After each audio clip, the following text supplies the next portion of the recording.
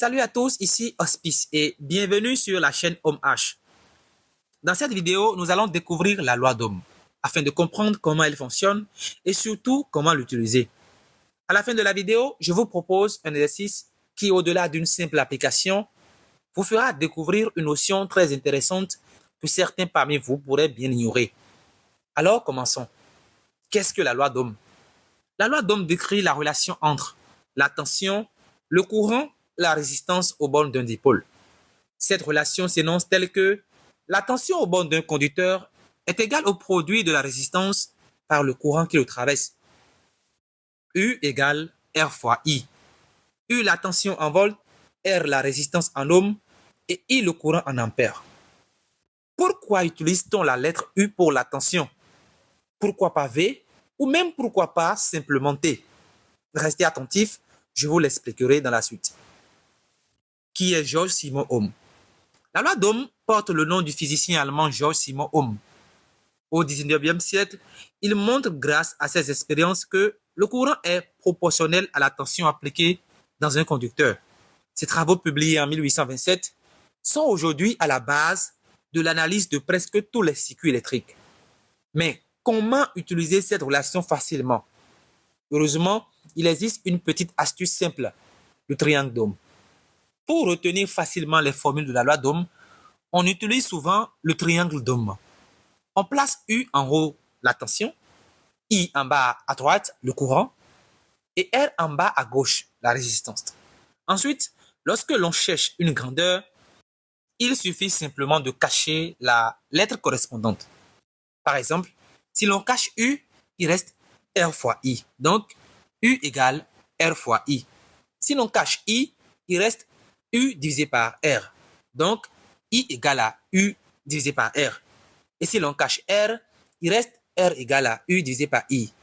Ce triangle permet donc de retrouver instantanément toutes les formules sans avoir besoin de les mémoriser. Maintenant que nous avons vu les formules, voyons ce que représentent réellement ces trois grandeurs. La tension. La tension est ce qui pousse les électrons dans un circuit.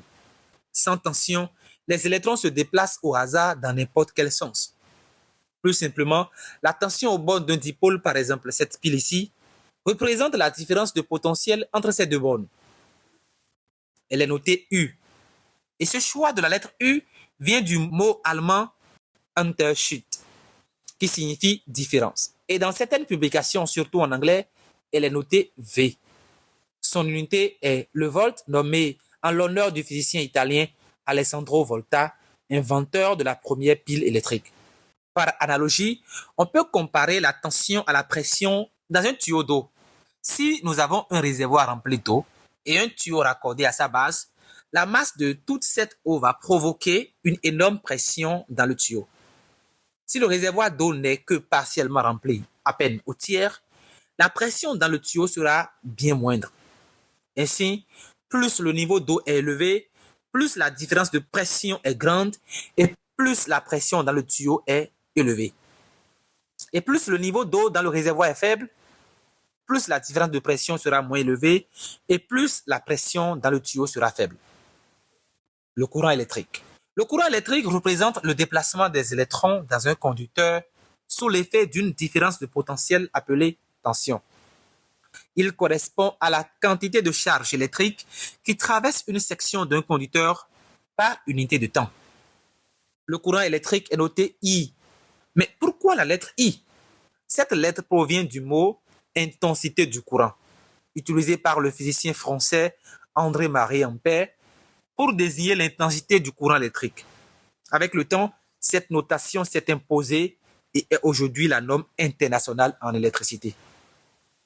Son unité est l'ampère, nommé en l'honneur de André-Marie Ampère pour ses travaux fondamentaux sur l'électricité et le magnétisme. Par analogie, si on reprend notre exemple hydraulique, le courant correspond au débit d'eau dans le tuyau. Plus le débit est élevé, plus il y a d'eau qui circule. Si nous ouvrons la vanne, l'eau s'écoulera plus rapidement du réservoir à haute pression que du réservoir à basse pression. Il en va de même pour l'électricité. Plus la tension est élevée, plus elle peut mettre les électrons en mouvement et plus le courant qui circule dans le conducteur peut être important. Parlons résistance. La résistance est notée R. Elle se mesure en ohms. Et son unité rend hommage au physicien Georges Simon Ohm pour ses travaux. Par définition, la résistance représente l'opposition au passage du courant électrique. Par analogie, imaginez le tuyau d'eau précédemment vu. Si le tuyau devient plus étroit ou si un obstacle se trouve à l'intérieur, l'eau circule plus difficilement. Dans un circuit électrique, la résistance agit exactement de la même manière. Elle limite le passage des électrons. Et c'est pour cette raison que l'on utilise des résistances dans les circuits électroniques pour contrôler et limiter le courant. Maintenant que nous comprenons ces trois grandeurs, voyons comment l'utiliser avec l'exercice que j'ai prévu pour vous. Exercice d'application. Trois résistances sont connectées en série à une batterie de 12 volts. La première a une valeur de 1 ohm. La deuxième présente une chute de tension de 4 volts. La troisième dissipe une puissance de 12 watts. On demande de calculer la valeur du courant I dans le circuit. Bien, je vous laisse quelques secondes pour réfléchir. Faisons une petite analyse de données. On nous donne un circuit avec trois résistances en série connectées à une batterie de 12 volts. R1 égale à 1 ohm. R2 avec une chute de tension de 4 volts. R3 qui dissipe une puissance P3 égale à 12 watts. Ce que l'on sait, c'est qu'en série, le courant est le même dans toutes les résistances. Il est donc identique dans le circuit. La résistance équivalente du circuit est la somme des résistances en série. Dans la DOM appliquée aux trois résistances est donc U égale à R1 plus R2 plus R3 fois I. R1 plus R2 plus R3 égale à 1 plus 4 sur I plus 12 sur I carré. Avec toutes les simplifications, nous obtenons I au carré moins 8I plus 12 égale à 0. Nous obtenons donc une équation du second degré. Pour résoudre ce type d'équation, nous allons utiliser le discriminant noté delta.